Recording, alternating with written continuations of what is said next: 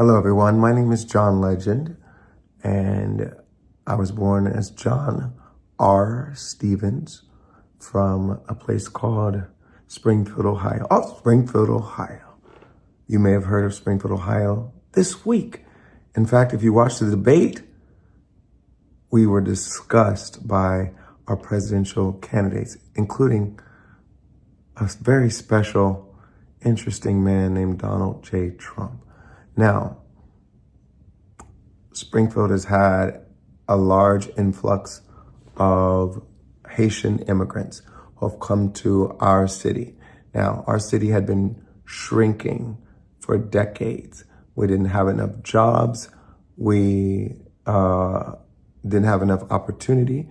So people left and went somewhere else. So when I was there, we had upwards of 75,000 people. And in the last 5 years, we were down to like 60,000 people. But of late, during the Biden administration, there have been more jobs that opened up, more manufacturing jobs, more plants, factories that needed employees and were ready to hire people. So we had a lot of job opportunities, and we didn't have enough people in our town of 60,000 people to fill those jobs.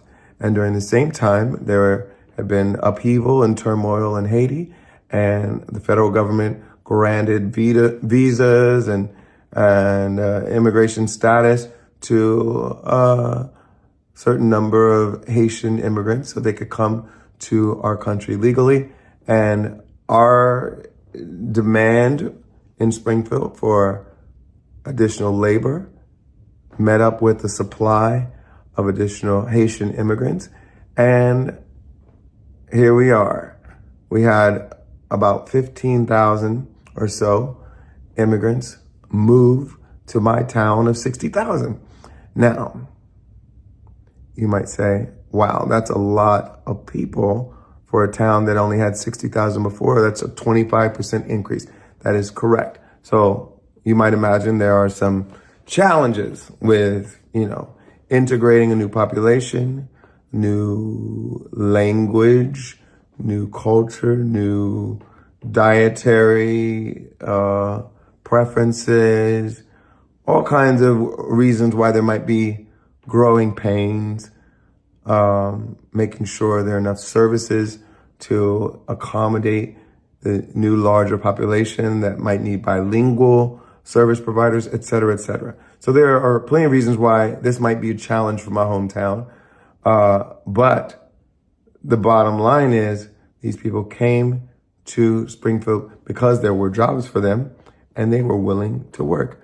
And they wanted to live the American dream, just like your German ancestors, your Irish ancestors, your Italian ancestors, your Jewish ancestors, your Jamaican ancestors, your Polish ancestors, all these ancestors who have moved to this country, maybe not speaking the language that everyone else spoke, maybe not eating the same foods, maybe having to adjust, maybe having to integrate, but all coming because they saw opportunity for themselves and their families in the American dream, and they came here to do that.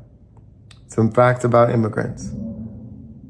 They usually do very well here.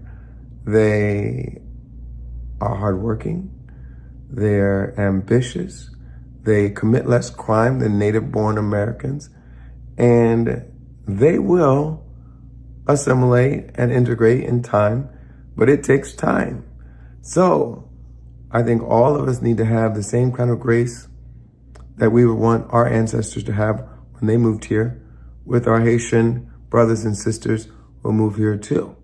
And nobody's eating cats. Nobody's eating dogs. We all just want to live and flourish and raise our families in a healthy and safe environment. How about we love one another? I grew up in the Christian tradition. We said to love our neighbor as we love ourselves and treat strangers as though they might be Christ. So how about we adopt that ethos when we talk about immigrants moving to our communities, and don't spread hateful, xenophobic, racist lies about them.